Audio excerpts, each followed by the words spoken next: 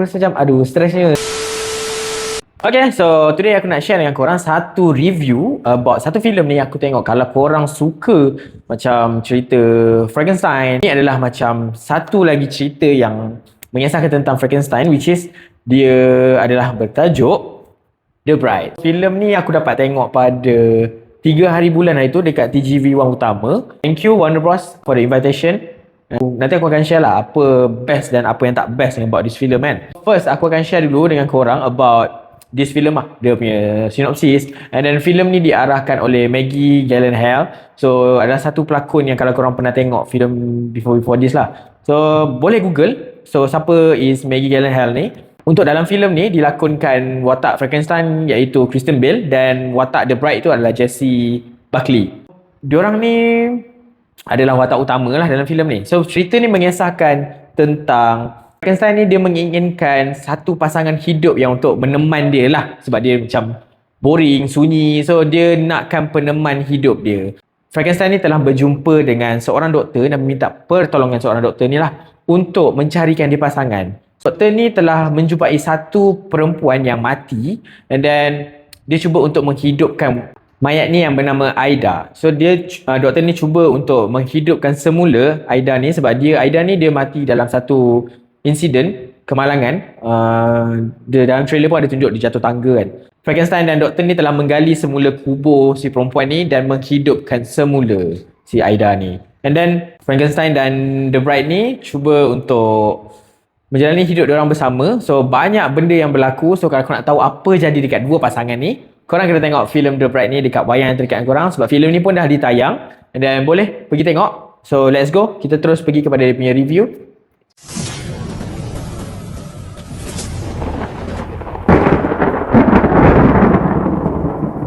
Welcome back to Movie Z Channel. So today aku akan share dengan korang dan aku akan review satu filem yang bertajuk is The Bride. So filem ni adalah, bagi aku super excited nak tengok filem ni, sebab based on poster pun aku dah, kalau kau boleh tengok kan, aku sebab nak sangat tengok cerita ni is because of Kristen Bale. So aku memang peminat Kristen Bale, and then aku pun pergi tengok untuk screening ni kan. So thank you juga pada Warner Bros sebab for invitation, and then tak lupa juga pada Hans Hanis for the invitation juga.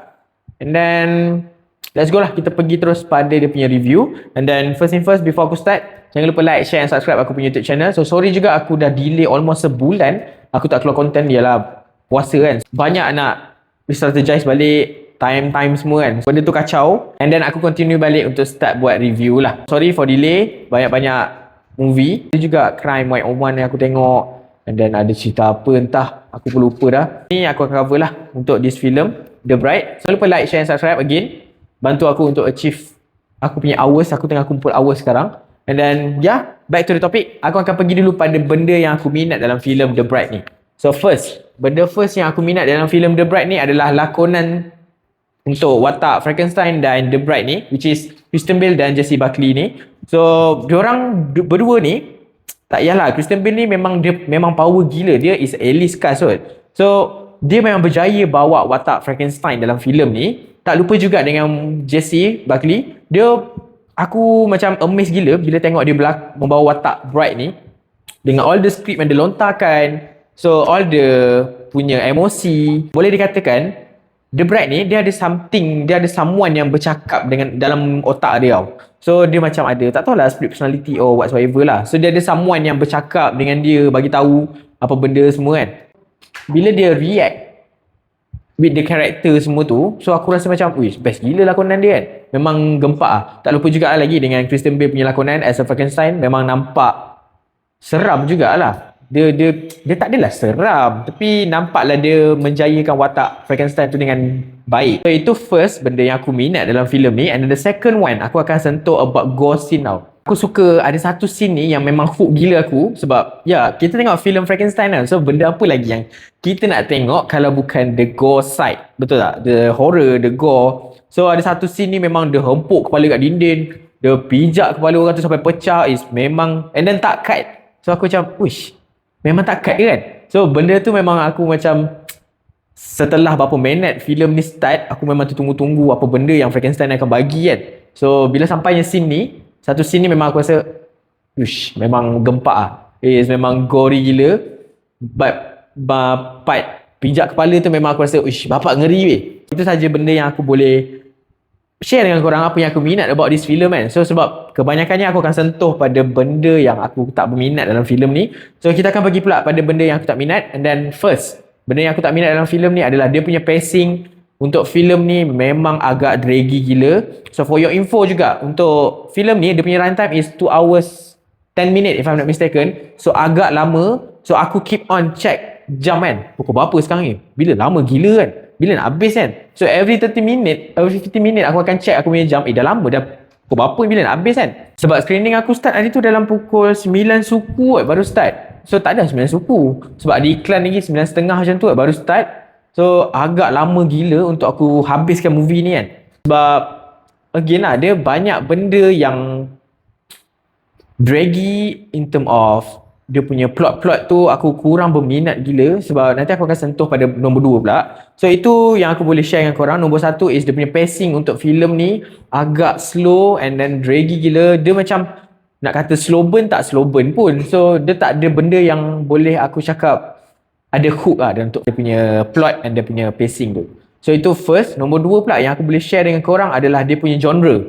Genre untuk filem The Bride rasa macam Caca Marba pun ada lah, sebab banyak benda director nak masukkan dalam filem ni. Sebab kita boleh ada, yelah Frankenstein is boleh dikatakan horror, and then kita ada musical pula dalam filem ni. Aku tak tahu macam mana dia boleh masukkan musical. Lepas tu dia boleh masukkan crime pula dalam filem ni.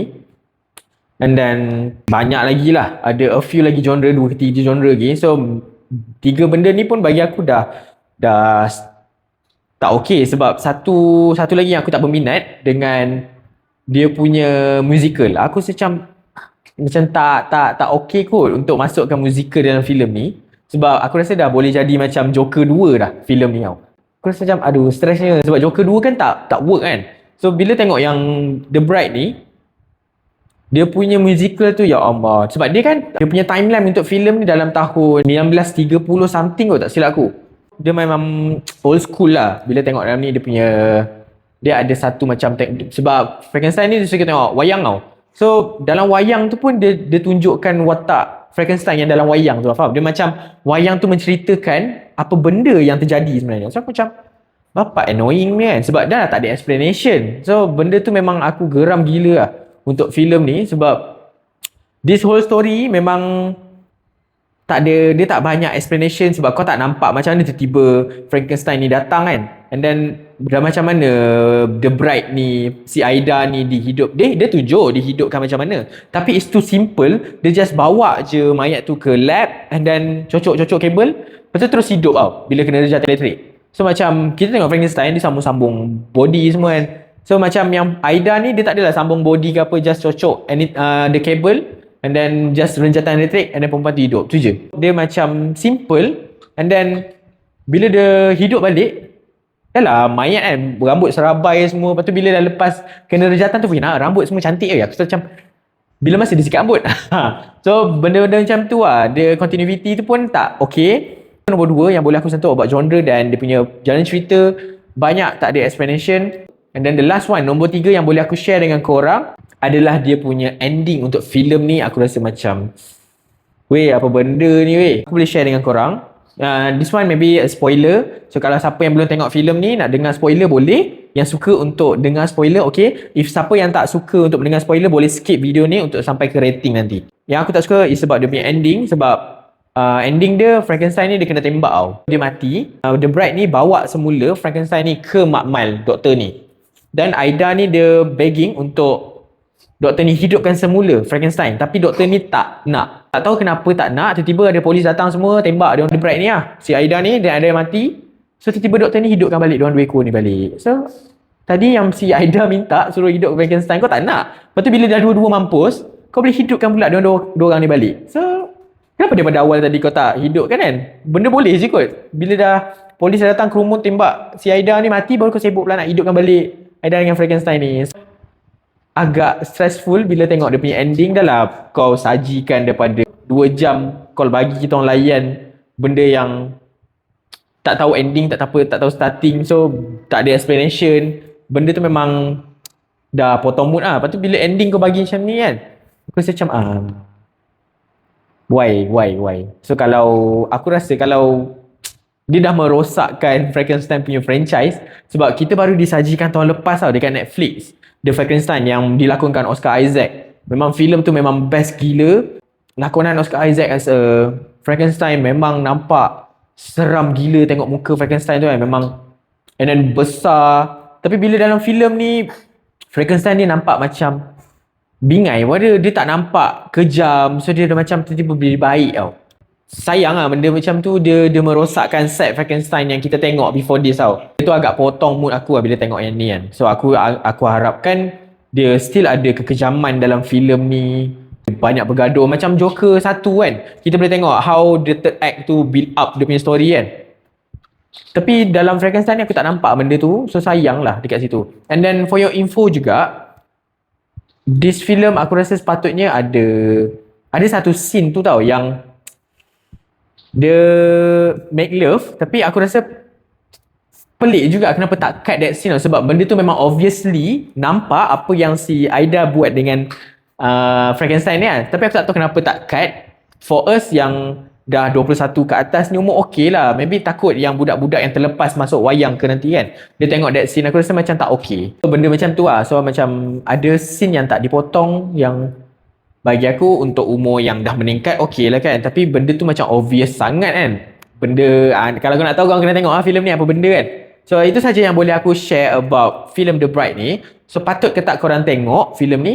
Boleh pergi tengok. It's just a popcorn movie. Aku tak labelkan filem ni as a filem sampah sebab dia punya lakonan dan dia punya sinematografi dalam filem ni pun quite nice. Benda filem ni boleh ditonton, cuma please lower your expectation sebab maybe korang ada yang suka, ada yang tak suka. Sebab aku ada tanya a few yang bagi higher rating juga untuk filem ni, tapi aku rasa macam tak kot. Untuk aku pula, berapakah rating yang aku bagi untuk filem The Bride ni? So untuk filem The Bride ni aku boleh bagi hanya 5/10 untuk filem The Bride. Filem ni dah ditayang, boleh pergi tengok dekat wayang yang terdekat dengan korang. And then itu saja yang boleh aku share about this review. So thank you for watching and then that's all. Bye bye.